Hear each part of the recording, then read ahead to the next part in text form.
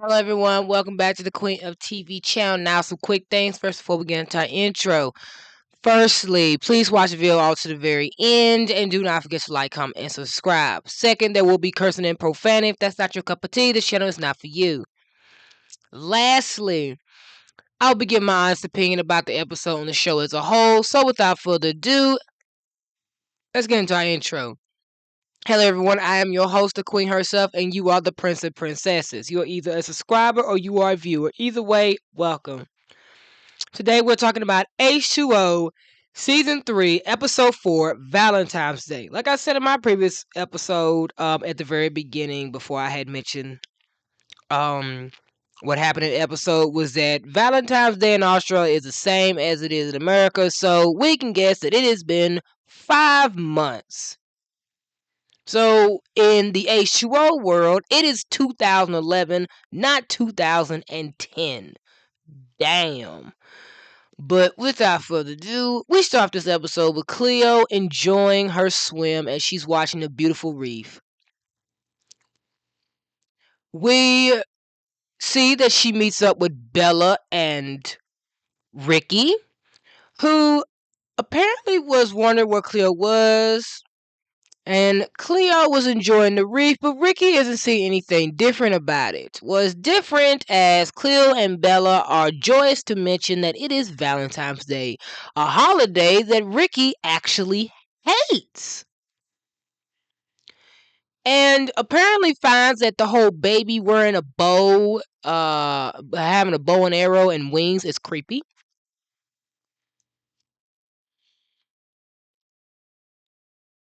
Also, Cleo is excited for Valentine's Day because it'll be the Valentine's Day that her and Lewis get to spend together someplace elegant. But Rikki calls for what it is. Lewis is taking Cleo fishing. She tries to deny it until we get to Cleo's house and finds out that Lewis is in fact taking Cleo fishing.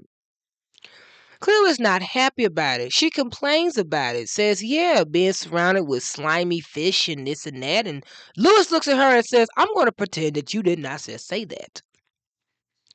We see that they're not going to have a good happy Valentine's Day because Kim apparently decided to allow two boys to fight over her who begin to tear up their house and have no respect for Cleo when she kicks them out. Cleo confronts Kim, who gets upset with her and claims that Cleo is just jealous and asks what Lewis got her for Valentine's Day. Some bait? Lewis says, no. Kim storms off, and Cleo lets her dad knows that they need to have the talk with Kim. He's thinking that Kim is still a little girl and that she is not into that kind of stuff, and she's not really growing up like that. Well, by the look of Cleo and Lewis's face, that is not the case. Well, we catch up with Rikki and Bella, who are going to Ricky's cafe, and a lot of guys are whistling at Bella, but she don't seem to notice because she's thinking about Will. Apparently, Bella got a crush, and she lets Rikki know that there's some guy that she wants to ask out on Valentine's Day. Well, Rikki already knows who this guy is because it's not hard to see that Bella likes Will.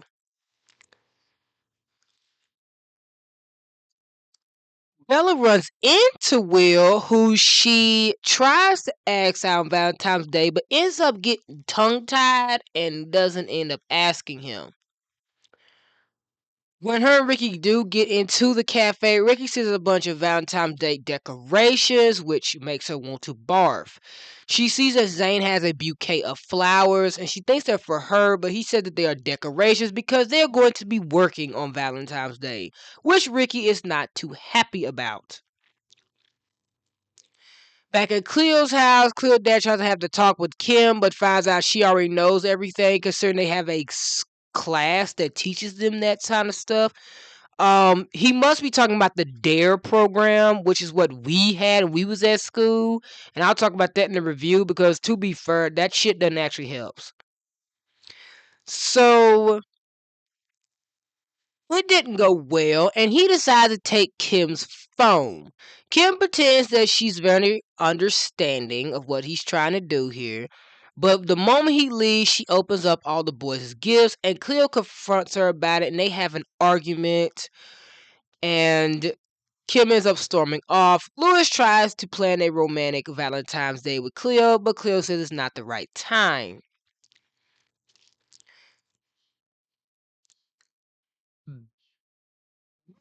We catch up with Dom, who goes to work and meets Sam Roberts, who is there to help him reestablish his fishing license or his boat license to be able to fish for his job.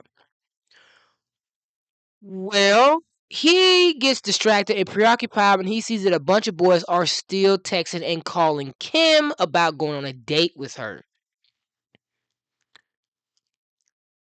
Cleo is very bummed out and ends up going to Mako Island where Rikki and Bella are. And Cleo tells them the issue that's going on with Kim and her issues with doing the fishing romantic thing with Louis. Bella is also bummed out, agrees with Rikki that Valentine's Day is a bust, and Rikki decides to take a bite at it and asks her what's her issue. She apparently is bummed out that a guy like Will has not noticed her. But Bella has also not noticed until Rikki points it out to her that a bunch of guys have been looking at her. So it seems like that Bella only has eyes for Will, and Will apparently hasn't yet had eyes on Bella. But every other guy has. Bella says no matter what Rikki might think, she's not really good with guys, and we can guess that Bella has never actually been in a relationship, let alone has ever asked a guy out. And Cleo tells Bella, well, who is? And all three are equally bummed out. We catch back up with Cleo on the beach as Louis is able to find her and is all excited for their fishing date. And Cleo decides to be blunt with Louis. She does not think them going fishing is romantic. She doesn't think fishing is romantic at all. Okay? She's not Charlotte. She's not for to fake it. She tells him that she wants to go to like the movies or flowers or chocolates, not be catching fish, and that it's not something that she would be into because she's a mermaid now. She could easily go out and actually catch the fish by hand. She does not need a fishing rod. Louis obviously realizes real quick that he does not know how to be romantic. Cleo gets back to her house where she is confronted with her dad, who apparently tells her that Kim is getting a bunch of texts from a lot of boys. So while they're dealing with that, Bella's watching Will on the beach run and she accidentally messes up a kid's sandcastle. She offers to help the kid fix it up, and then later on, once they're done, she uses her powers to make a jelly heart next to Will, which he sees. But before he could touch it, water washes it away. And Bella leaves happy, while the kid is trying to mimic what she just did. Now, back to Cleo and Louis. They show up at the cafe where they see that Kim is apparently gassing up these boys who are acting like idiots to get her attention, and Cleo pulls her to the side and gives her the honest God truth. Those guys are just desperate to have a girl on their arm. She thinks that that's the only reason. Well, Kim thinks that's the only reason that the guys are hitting on her, and Cleo says that's not true. That's not what she meant. But in all fucking fairness, that is exactly why the fuck they're hitting on her. They just want somebody on their arm. They don't really value her as a fucking person. She gets mad and says she's going to tell their dad and lets Cleo know that she is not her mother. Obviously, Kim is still dealing with the lack of her mother not being there and does not know how to handle it. She runs off and Louis tries again talk about their romantic date. Look, Cleo says not right now, which leaves Lewis bummed out. With Rikki and Zane, Rikki discovers later into the story that Zane apparently has decided to do a double shift and asks Rikki to help him blow up balloons for the customers. She asks him a question. You want me to blow up balloons? He says, yeah. So she uses her powers and blows up some balloons and walks off angry.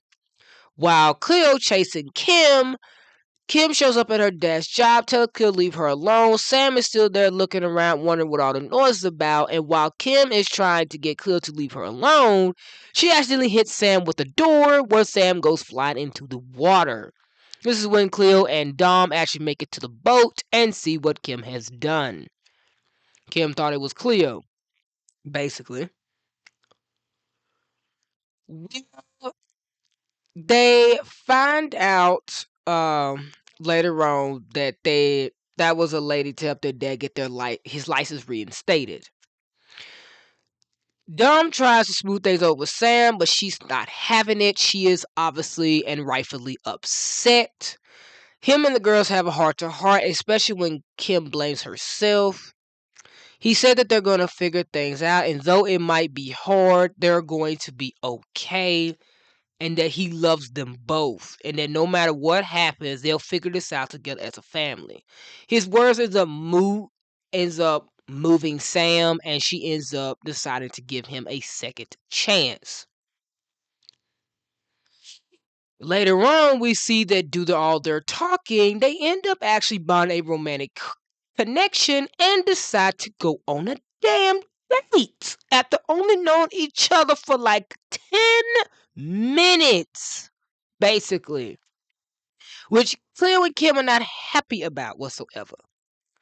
While Will is letting Bella know about his heart jellyfish discovery, she tells him she knows exactly what that is. It's something that happens every year on Valentine's Day. And he knows that she's joking with him, but they have a little sweet heart-to-heart moment. Rikki shows up at the cafe where she apologizes to Zane about the balloons, and she admits something that I think the fan base kind of be looking over, is that Zane and Rikki lately in their relationship, because she confirms in this episode that they just been moving through the relationship. They haven't really been acting like a couple. Huh. Is that so? So then that tells me there was already problems before the show. So what the fuck happened within the 5 months that we didn't get to see? Because I would like to know that. What happened? They seemed fine. So you telling me in the 5 months that the time jump of 5 months into the next year, Rikki and Zane been having problems? They haven't been able to just be a couple? This business is tearing them apart. This might have been a bad idea. But he plans something, and they have a little romantic dance together, and he danced the night away in the cafe while there's no one there. It's just the two of them and the music. Cleo confronts her dad about Sam, and apparently she's not happy about him dating someone else. She even goes as far as to tell him that he's setting a bad example for Kim. He feels bad and decides to call off the date, but Cleo stops him, saying that he must really like her, and he says he doesn't know. He just wants to figure things out. Because all he's been doing is focusing on work and taking care of them. He hasn't really had time for romance since their mother left. So I can guess it's been about, what, 2 years since that divorce? So, I mean, it's about time to get back out there. I don't blame him. It's just so damn quick. You know? Like, the quickness. Cleo tells him, then who am I to stand in your way?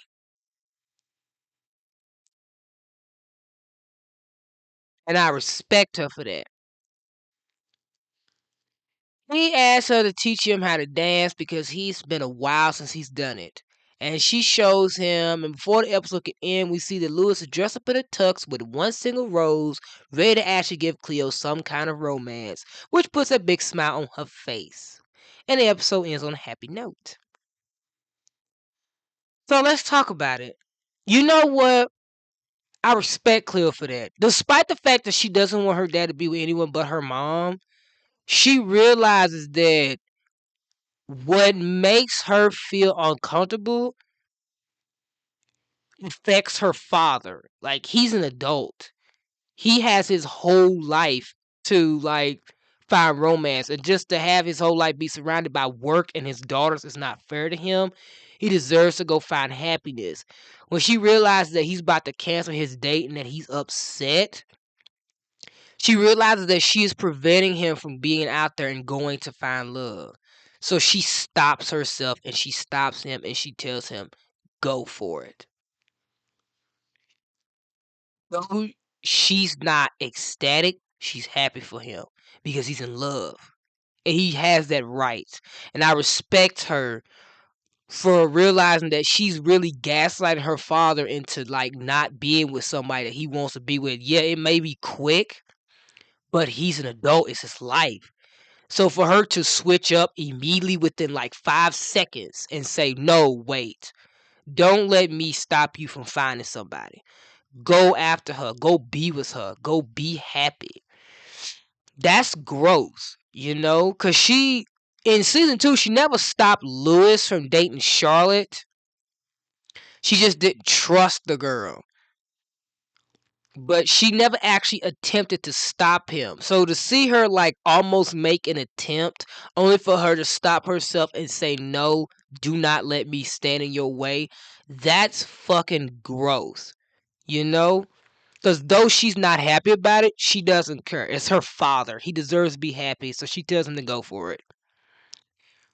Not only that, I feel bad for Cleo and Lewis not being able to enjoy Valentine's Day, but I am glad that Cleo was honest with Lewis, saying that, hey, this fishing thing, it's not romantic. Because being honest with him and telling him that he needs to do more than just be your fisherman boyfriend and actually just try romance, and the fact that he realized that she might have been right, and him just taking the initiative and just dressing up and actually bringing her a single rose. I love that. Isn't that on a happy note, not a grim note? And Rikki and Zane, we really didn't get that much of their coupling. It's starting to show.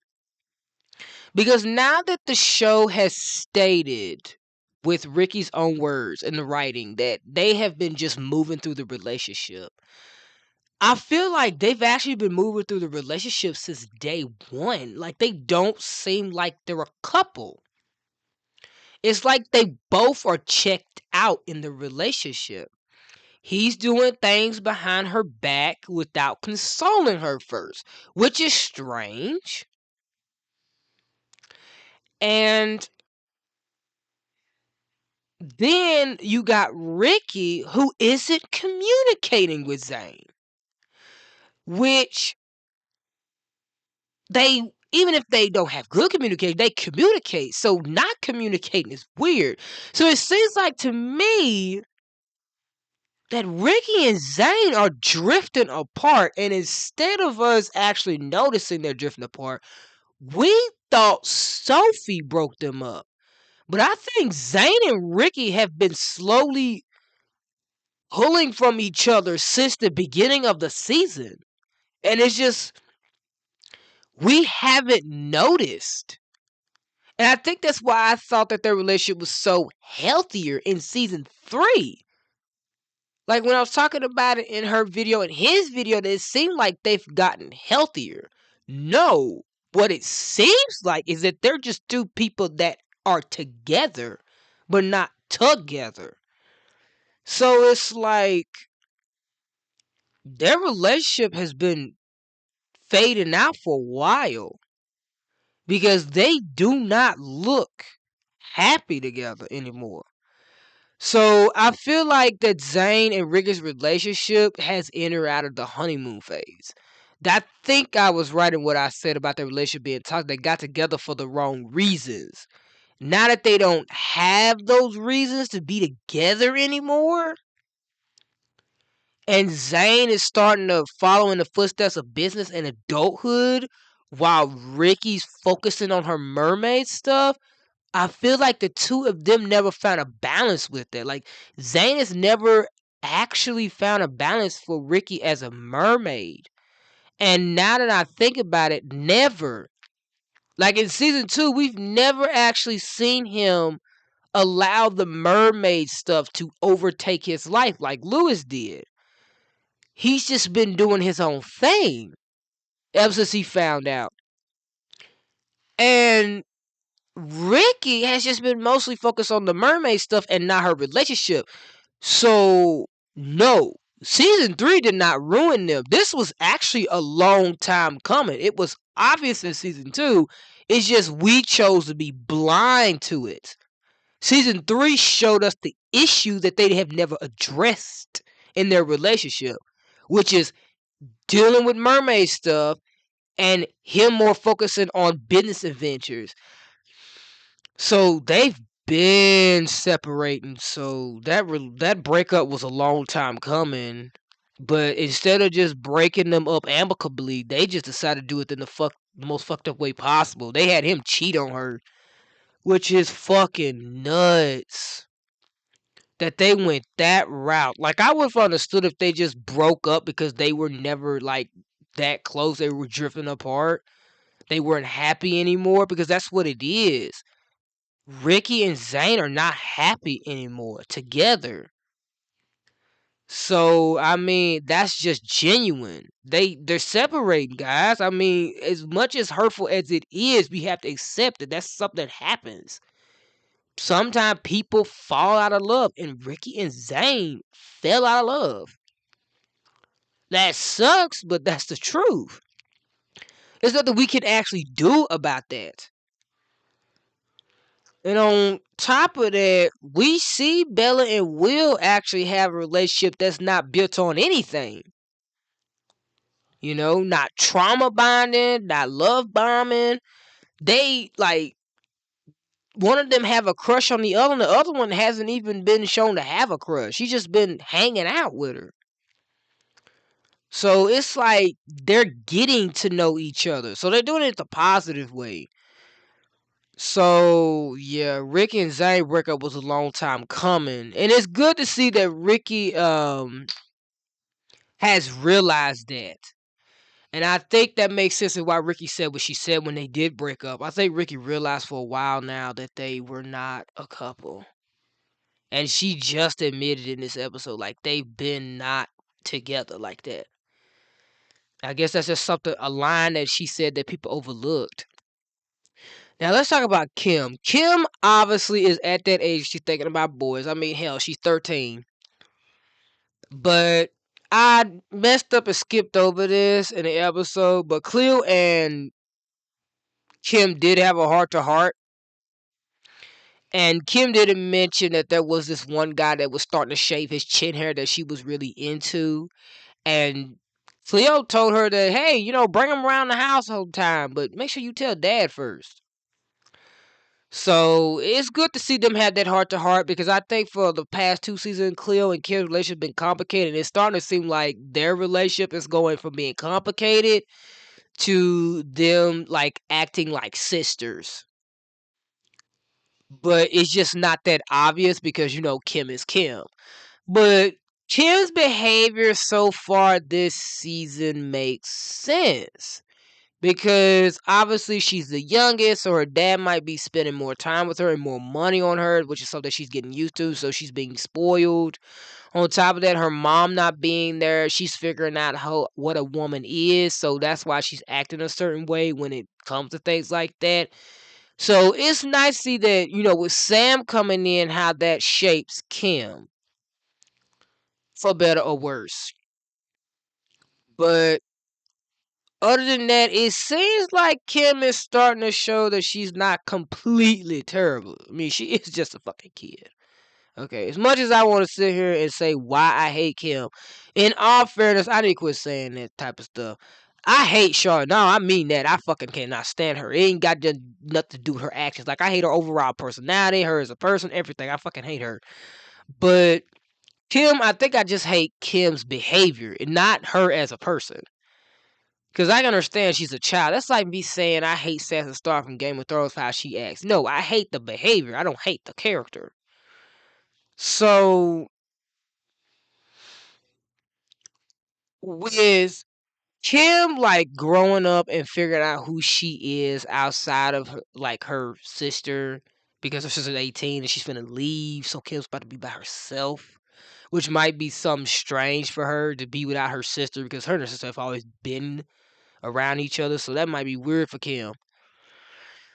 But not only that, but this episode was really pleasant. We got to see like 3 different stories from like the romance spectrum. We got Rikki and Zane, who clearly obviously are trying to like keep the romance going and their relationship going, trying to prove that they are together and that they want to be together, but at the same time, like, forcing that is not healthy. And then we have Lewis and Zane. Jesus, my God, that dang mouse scared the shit out of me. Oh Lord. Okay, what was I saying? Lewis and Cleo are in the whole romance spectrum. They obviously are. They're okay. They're not going through anything major. It's just they're trying to, you know, work out being a couple. You know, they are a couple. They do love each other. It's just they're in the stage of where they need to get practical with their life. They're coming into adulthood. So it's like, what is their future looking like?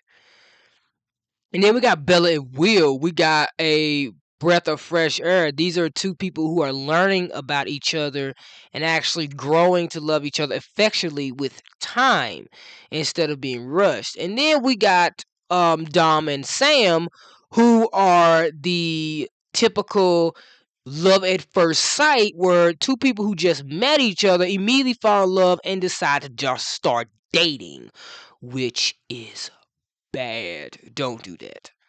But yeah.